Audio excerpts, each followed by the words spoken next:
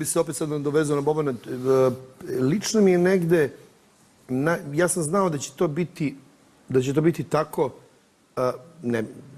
na prvom protestu kad sam vidio da niko ne gazi onaj travnjak ispred Filozofskog. Meni je to bio jako lep pokazatelj koliko će to zaista sve biti u budući dobro. Što se tiče predloga, intimno mi je najdrži u celoj ovoj top listi nadrealista Srpske nadrealne stranke, najdrži lik mi je Vulin. Znaš, moraš da imaš nekog lika kao Smeagol, u Lord of the Rings, za koga se vežeš. Što on nije iz te partije, on ima svoj... I nekako Vulin mi je nekako najslađi. Ošto je cijela ta ideja o čovjeku koji priča vojnicima kao ministar odbrane zašto nije služio u vojsku. Znači, to je sve smehotresna olimpijada.